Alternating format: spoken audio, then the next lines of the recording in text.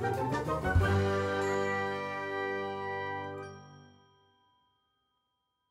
everybody!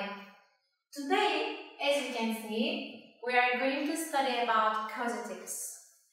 And while studying about causatives, we should care about two different things. The first part, causatives can be used as an active causative, or the second part, causatives can be used as passive causative. First of all, we should understand what does it mean, and we should discover how is it used, how it is possible to choose one of the best one. So in order to understand, let's start the first example. While we are doing some actions, in active voice, as you can remember from your previous information and knowledge, in active voice, you do the action, or he, she, it, or we do, they, the action. I mean, we know who does the action. If you are talking about, for example, paint work, and if you are painting the wall, if you will paint the wall, you clearly see and understand and can hear who is doing that action.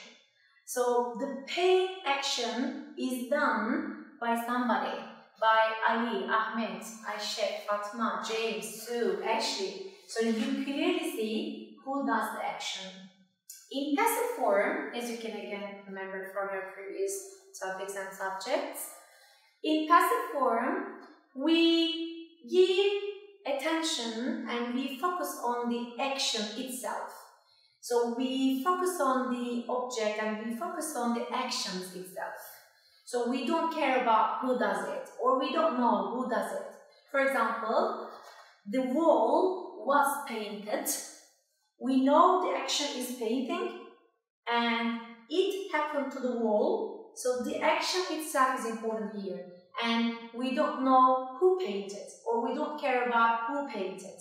So in these circumstances, we use passive forms. But what is causative? And why do we use it? When do we use it? In active causative, we have somebody, okay? So we have somebody do something. In this point, we employ him or her, or we request, or we hire her or him. So we employ him, we request, we hire. Maybe one of the reasons, or three of them, doesn't matter. So the point here, you have somebody do it for you. So you are not doing the action. Somebody else is doing it for you. Let's see an example. I will have my sister clean the house. So, in this sentence, you can clearly see, you will have somebody, so you will have your sister for this action. What is the action? What is she going to do? She will clean. She is going to clean for you instead of you. You are not going to clean it. You will have her to do for you. You will have her do this action, okay? Let's see. You don't have to say all the time, of course, will, because have is a normal verb again, so you can conjugate these verbs in past form. For example, I had my sister clean the house. In this sentence, again, for the tenses, you are changing forms of the verb, but you are not touching, you are not doing any kind of difference, somebody and do something. So if I had my sister clean, you got your sister, you had your sister for this action. You are not cleaning, she is cleaning for you, she cleans for you. Or you can, again, in the same way, you can use, instead of have, you can use get. Get somebody to do something. Here, again, you don't have any big difference. Just Get is used normally for persuading somebody, convincing somebody. Convince also is possible here to say. Persuading, requesting, hiring. So while you are choosing number 1, number 2, it doesn't matter too much.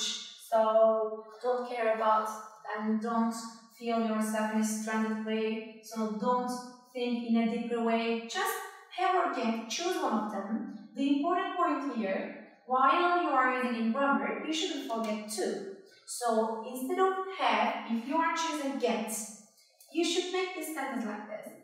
I will get my sister to clean. That's it. So the meaning, the structure, the information, everything is safe. So you can use have or you can use get, but when you use get, don't forget to before the word. And the last part, make somebody do. Make somebody do also is a kind of another causative. But while we are using make, sometimes we should be a bit careful because in have and get usage may be another big difference. But for make usage, we should be a bit careful because when we make somebody do something, you force him or her or them. So maybe it's a kind of some pros, maybe it's a kind of some negative situation. Not always, because also sometimes you can use for providing. Let me give an example to make it clearer for you. For make somebody do, my boyfriend made me cry.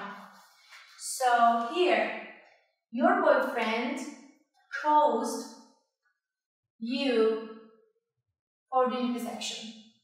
He is the reason, he is the problem, and he is the cause here, okay?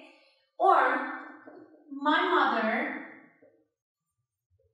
made me iron all Saturday. For example, at the weekend, you are not going out with your friends just because of your mom, because your mom says, no, you are not going out today, you are just sitting and you are going into the room and you are doing ironing all day. So this is the kind of some forcing you. It's the kind of something that you don't want to do, but unfortunately because of your mom, you should do it, you must do it, there is no choice. So my mother made me iron all the day. So it's the kind of maybe giving something, giving some job to do, and maybe she forces you. But the meaning, when you compare to them, the meaning is a bit different. So make it sometimes could be dangerous, so be careful while using. But if you are talking about have or get, if you are just giving something, some job to do for somebody, for some other people, you can choose any of them. It doesn't matter too much. Just be careful, and you shouldn't forget that you can use have or get like a normal verb. So in passive form, in maybe tenses, in modal verbs, in every kind of tenses. While studying causatives, we can choose active causative or passive causative. In our previous lesson, we have mentioned about have somebody do, get somebody to do, and make somebody do structures. But now we are going to study have something done and get something done, and we will see the differences. Let's see. If we are doing some action, we are using active voice, as I said before. I am doing it. I am cleaning. I am cleaning the room. But if you are not doing the action, if you have somebody do this action, and if you want to mention about the person, you can use and you can choose active form. And you say what you were saying. Let's see. I had my sister clean the room. But sometimes we don't want to mention about the person. Again, in passive forms, as you can imagine. And we don't sometimes know, we don't care about who is doing this action, who did this action. So in those cases, we prefer to talk about only the action and the object itself.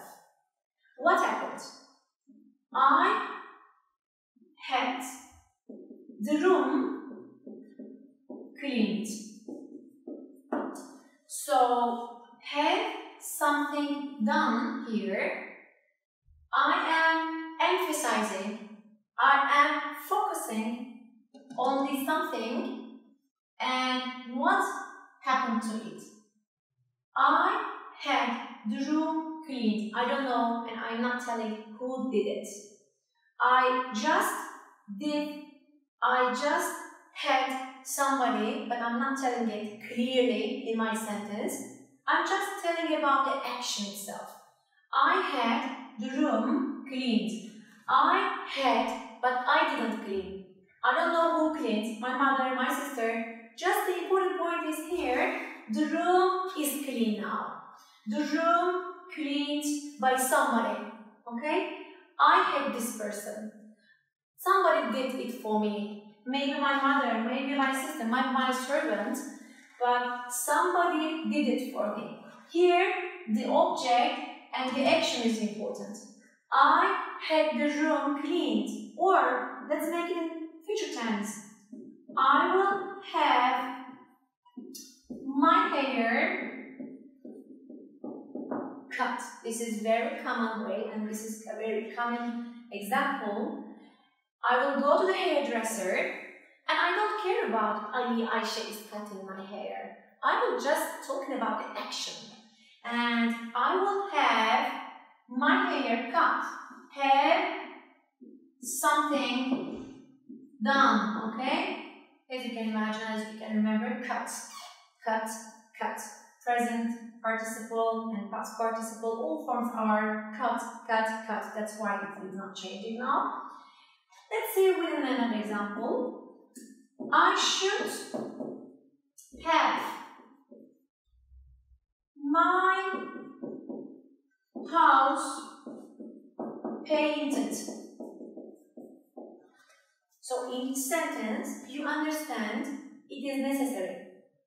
I should have my house painted.